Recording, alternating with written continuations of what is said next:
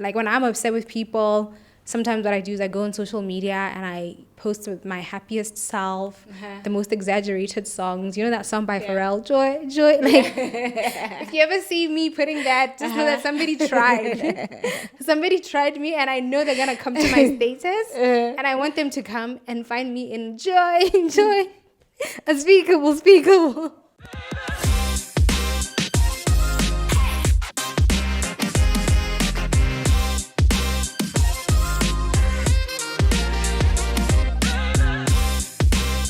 The sapiosexual platter.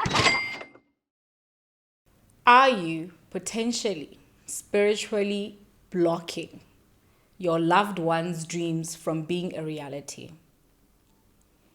Are you possibly casting spells or just bewitching people that you love unaware? An odd conversation and an odd topic, right? But that's what we're discussing today on the sapiosexual platter. My name is Belsa Abo Ame. I am Shatani Somalakai. Welcome to the sapiosexual platter. Yeah. Yeah. An odd conversation. People sometimes don't really recognize like how much they play a role in other people's demise. Oof. That needs a drink right there. Do you need a drink for that? The way you said it was just very powerful. Hi. It's more like a somber drink, more like a whiskey vibe. Like, you Dark know, drink. gentlemen just, yeah. It's actually a good combo. Wow, that's really good. Yeah. But yeah, I think casting spells, you know, blocking others. Do you think people are aware that they actually have the power to do that? I don't think people are aware, and I think that's a good place to start.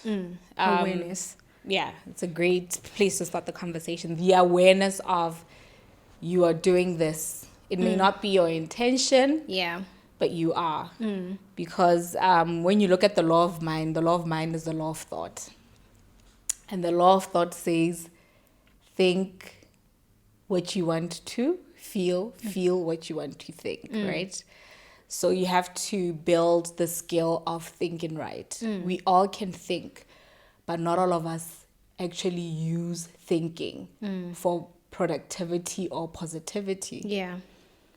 So if thinking creates reality, if you have a family member that you are severely worried about, or you don't understand where their life is headed, or you don't understand how they do certain things and why they're doing them, and you keep yourself in a state of worry about them and their reality, Yeah. and you constantly critique, you are thinking that, you are feeling that. And if thinking creates reality, that means that you are creating on their behalf.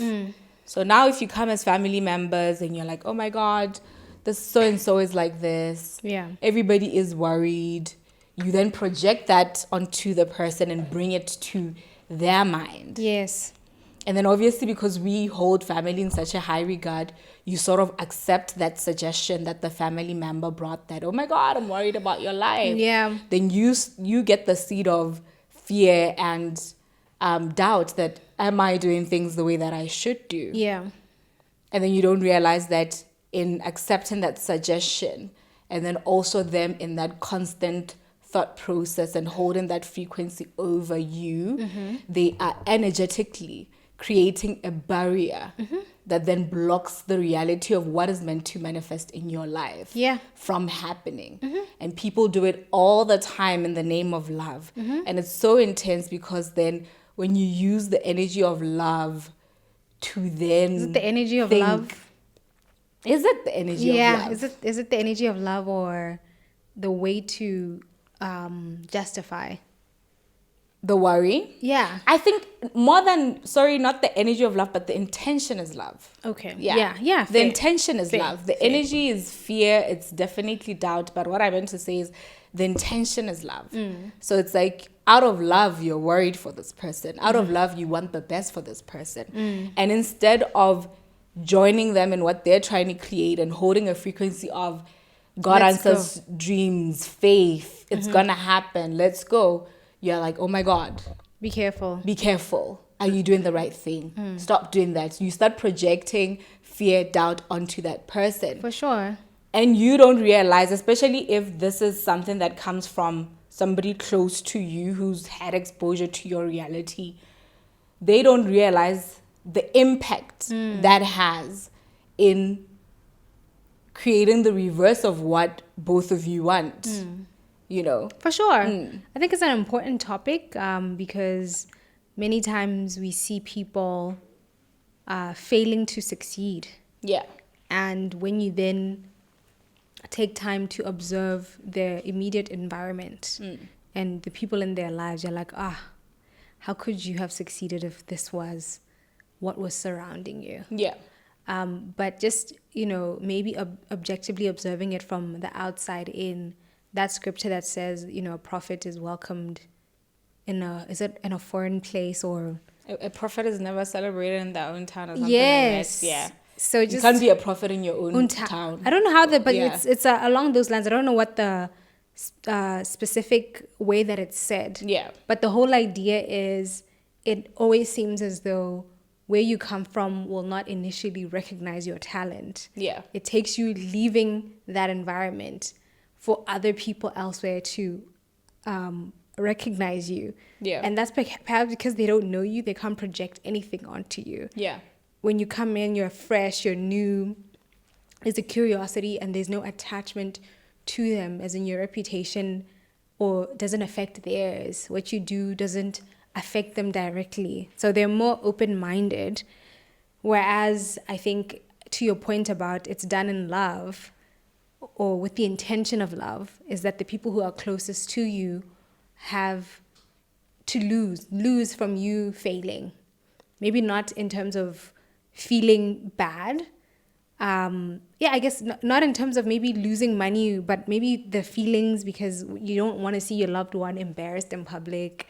You don't want to see them failing in public. So you're like, okay, let me rather take the stance of protection as opposed to, pushing you to try and achieve and giving you the comfort that even if it doesn't work out the way that you wanted to work out, or that we're anticipating, it will work out, So, yeah, it's a very interesting one. And just thinking, do people know that in a way we've taken, it's caution. It's caution and fear, but it is couched in love. Yeah. But the real driving force is actually fear. Yeah, I think it's fear. Yeah. Another one is perhaps you yourself have not actualized. Yeah. As a person. Yeah. So the fact that you haven't actualized, you're unable to see that for another. And it's another principle that oftentimes the people that criticize you are the people who haven't actualized. The people that are putting you down are the people who haven't achieved, haven't broken certain barriers. And you'll never find the people that are at the top criticizing anybody that's coming up. They're the ones who are encouraging. But sometimes because you haven't actualized yourself, you're projecting your lack of actualization onto another person, therefore blocking their blessing. Yeah. I wonder, from what you're saying, because it's like, okay, here I am unactualized as a person, right? And then I see somebody who's actualized within me, or maybe somebody who wants to actualize that I care about. And because I'm unactualized, I sort of caution them in relation to that. That's what you said causes it. But then I wonder, what is the recipe? It's like, if you want to feel happy, the happy hormones, and you need like a sufficient amount of each hormone. So now creating the reality, what are the variables that are there that then make it certain that you would possibly experience this negative reality that's created around you? As a person? No, like... As in what? Because again, there's the people who are projecting the negative reality, and then the person who's being projected upon. Yes. So you're asking the recipient relative to? Because a person can have a big mind and have people worry about them and project the same energy, but have a different outcome in terms of their reality superseding them being able to create a reality that supersedes those people's worries. So what I'm saying is, what's the difference between the person who other people are worried and energetically sending and creating that negative reality versus a person who's also having the same worries from different people, but they're able to transmutate that and create I the don't dream know. that they want. You tell me. What do you think it is, though, from just observing? Like, what do you guess it is? I would think, I mean, it's a theory. It would be hypotheses. I don't think I've thought too deeply about this issue. I think maybe because a lot of the people that I'm blessed with in my life are so positive that it's here and there that I experience a bit of like, turbulence. Yeah. But I guess in the instances where I am shaken, where it appears as though someone's projection is affecting me, is the degree to which I'm attached to that figure. Yeah. So chances are there are people who say things just like, okay, whatever. Yeah. But like, for example, if you were to say to me, Shati, are you sure? Yeah. A part of me would just be like, am I sure? It's like, are you sure you're wearing that going out? Yeah. It's like because of the kind of relationship we've built and the trust and, it's like if she then says that outfit is not banging, I have to really convince myself. Like I'll start looking at it in different ways. Like, is it really? Yeah. And then there's a point where you kind of have to build your own backbone and confidence relative to a particular issue, notwithstanding the attachment. Yeah. But initially, if that attachment is unchecked in that you're allowed to permeate every area of your life, then I would assume that all the projections then begin to affect you, the ones that you're conscious of and the ones that you aren't conscious of. Yeah, that's what I think. I would say you're right. And another thing would be maybe like your level of vibration, because sometimes when these people are like sending out this wave of worry or this telepathy, because thinking is telepathic, so it's like you're telepathically sending me messages or energy that is constricting my reality and my dreams. I think people are able to do that if we're vibrating at the same level of energy. So if you are worrying, let's say if my mom, my cousin, my aunt are worried about me, but I don't have an awareness of their worry, then they come together and they have a conversation and they're constantly worrying for months.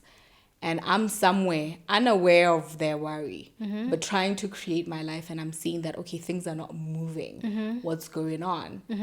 Chances are, even in my lack of awareness of that, but because our energetical fields, our auras are related and interact often, there's things that my energy picks up on what they do without the awareness of the conscious mind and the five senses.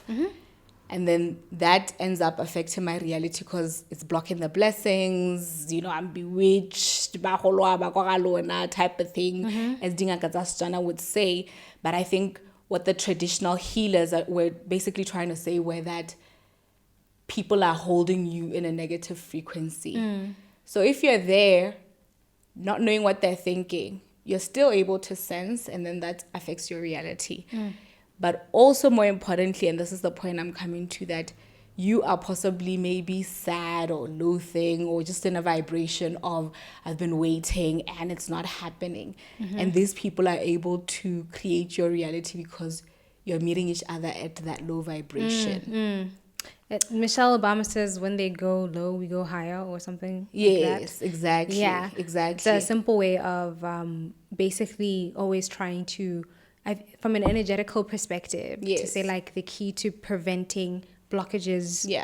Or spiritual that attacks. Are emitted is like you're always constantly at a higher vibration. Yes. And it's true. I mean, I think even in fights, like you can start a fight, and then if I decide that I'm at your level, I get I get affected, you know? Yeah. But, you know, if you're able to say, you know what, I hear you. I can see that you're in whatever funk you're in. Yeah. I am not about that life, and this Yeah. is what I intend to do for the day. You can quite literally move through the day, notwithstanding how negative the frequency that is being emitted towards you is. Yes. Laughing, you know, going, like when I'm upset with people, sometimes what I do is I go on social media and I post with my happiest self, the most exaggerated songs. You know that song by Pharrell, Joy, Joy? Like, if you ever see me putting that, just know that somebody tried. Somebody tried me, and I know they're going to come to my status, and I want them to come and find me in joy, joy. Unspeakable, speakable. But I think that's true. Why do you think this is an important topic to discuss? It's an important topic to discuss because one of the episodes we spoke about the waiting game. And I think that a lot of people are obviously putting efforts into their reality, the discipline, the 10,000 hours, and it's like you don't see anything happening. And the era that we've moved to now, we're in an era of energy, where it's like, it's such a spiritual time. And it being a spiritual time means we have to raise our awareness to all the spiritual laws or the spiritual practices that can directly impact our experience of life. That's powerful. Yeah. Okay, I like that. And I think even when you just think about social media and how you can say one thing and an army of people are saying, you know,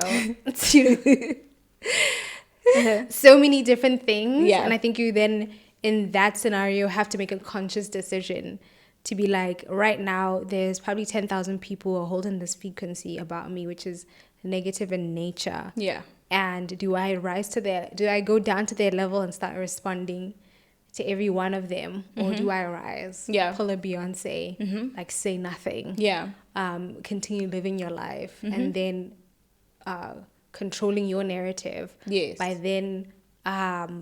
then posting or sharing content that is true to who you are. Yes. And it literally, it may in a way address what those initial narratives were that were projected towards you. Yeah. But ultimately, there's a clarity when she then produces or releases something that she's literally in her own frequency. Yeah. You know, and she's risen above all the several levels of negativity. I think it's also important to talk about it from the perspective of motherhood, because I think that's where it's actually most potent. Yeah. And this, obviously, once you come to this knowledge, you observe other people more. Yeah. I think that's me. We're both familiar with Florence Scovel Shinn. Yeah. And there's a passage, she's an author, and she's written the book called The Game of Life and How to Play It. And there's a passage where she speaks about a mom, you know, who basically somebody asked her, oh, has your child contracted the measles? And then the lady replied, or the mother replied promptly, not yet. So the author was trying to demonstrate how mothers often create realities for their children by holding their children in thoughts of worry. And she also then goes to say the best way to go about it is to release the children. Yeah. She goes on to give another example of a mom whose daughter wanted to go on a trip, and her mom knew that the trip was hazardous. She knew that the trip wasn't a good idea. So she kept trying to, you know, resist and basically reprimand her child, saying, don't go, don't go, don't go. And she was advised to just release it, let her go. And then her child, coming to their own revelation, came back and said, you know, Mom, I actually want to go to the trip anymore. Yeah. But both those stories just demonstrate the power of a mother's thoughts or a parent's thoughts over their child, and how parents can quite literally create their children's reality by holding them in thoughts of worry. Yeah, like curse that child without realizing they're cursing that child. Yeah. Yeah. And I think there's that a lot in Setswana, because Setswana, there's this saying that Setswana say, ruta se tshabisa, which means like the way that the language of Setswana or the culture of Setswana impacts learning on a child is to deter them from certain behaviors. So even when you're a baby, it'll be like somebody saying, oh, don't fall. Or, oh, if you go there, you'll fall or you'll burn. And for me, it's always so intense. I'm a mother, and it's always just so intense to hear people who love my son speaking to him in negative terms. Yeah. Because it's like, whoa. So it brings me to actually a third way of creation. Because remember, we were on a train of thought here. We spoke about what you spoke about, and then we spoke about meeting each other at vibration. I think another way that people are able to connect to someone's reality and create for them is the spoken word. Yes. So like using the power of the spoken word, and how people don't realize that words are so powerful, and we tend to be just so reckless about our words, and we make jokes about certain things that we don't wish to happen. And it's a suggestion to the subconscious mind, because the subconscious mind is the one that carries the predominant thoughts that we have most of the times. So being a mom and just listening to someone talk to my baby and be like, oh, and you can hear that they're being playful or they didn't mean with any harm, but I have to observe and be around and be counseling. So half the time I'm under my breath and being like, God forbid. Quite literally. No, but even some things quiet, because I have to also not make other people feel uncomfortable when interacting with him. But it's like the carelessness With which use people of words. throw words. around. And Yeah. I'll give an example. My dear director friend the other day was just playing with him, and he's like, Bula, you're crazy. And I know it's just said in jest, but I'm like, he's receiving it, and passively so, being that his mind is so malleable at that age. I have to be, as a mother, protective and be like, God forbid. He's sane. He's sane. Yeah. Exactly. Because I know it's just said innocently, but words are also part of the ways that our loved ones say things to us that words are powerful. Their seeds can find a place within the fertile ground of the mind and create a reality that you yourself did not plan for. You find yourself in this reality and you're like, oh, I don't know how I ended up here. And it's like, oh, somebody once suggested something to your mind, and your mind was listening and it took it, and the seed germinated, and now you're living the fruits That reality of that seed. For sure. And I guess it's also in the same way that it's negative can also be equally positive. Obviously. So I have a friend, she calls me Press. Yeah. I call her Prof. Yeah. Because she's really deep into her academic pursuits, and if you listen to her, she knows everything about everything, like unnecessary details about issues. And I've always been passionate about leadership. And so we've always, since we've known each other, I think we're almost 5-6 years, or even more than that actually, that's what we constantly, like, I've saved her as that, she saved me as that. Yeah. And so it's almost like using the power of words, as you say. Yeah.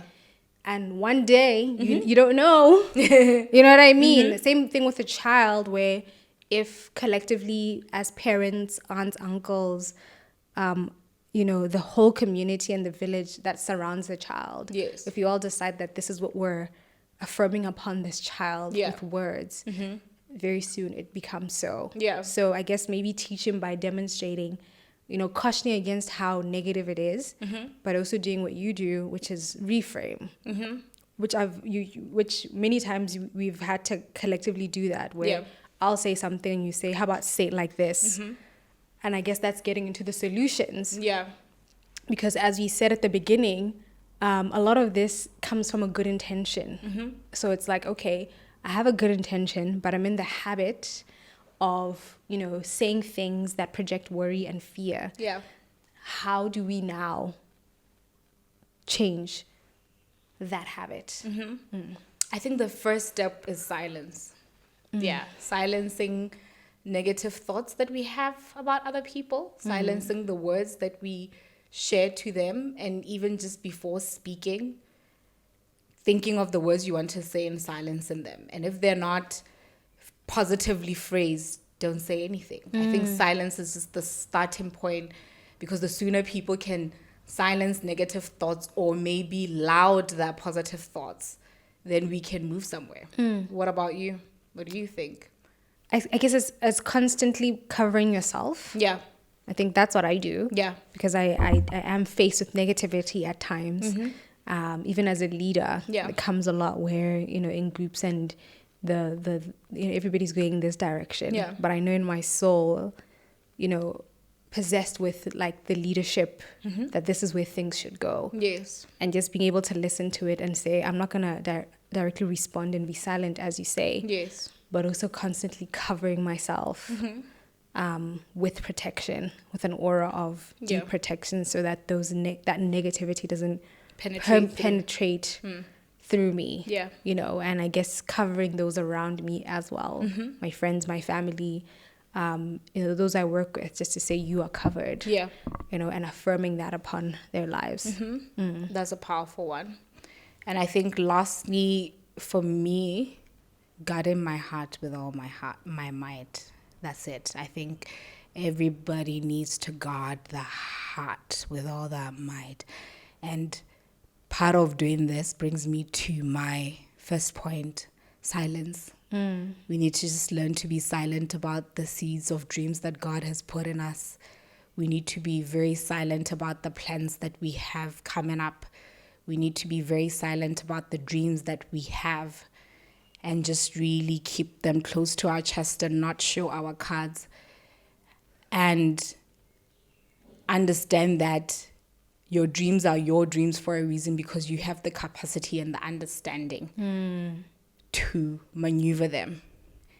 If somebody's not helping you move your dream from A to point B, if they're not part of the business system, they have no business knowing the dream. Even if it's a close friend like her, even if it's your mom, it's your dad, you've lived two realities governed by different experiences.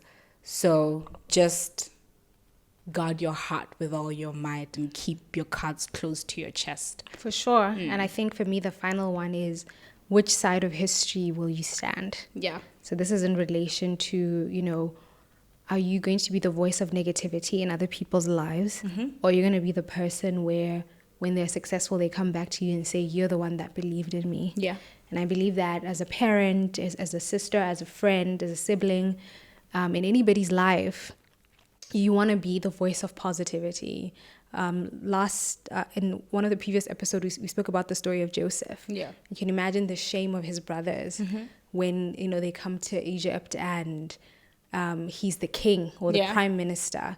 And they're the ones who, when you think about their side on history, they're the ones who created pain, as opposed to being the ones who created a platform for him to elevate and to be joyful. So I think we all want to be on the right side of history with relation to the people that we love. And so we hope this episode has reframed your thinking around what you constantly say about those that you love. My name is Shatani Samalakai. And I am Belle Seabo Ame. And you've been watching The Sapiosexual Platter.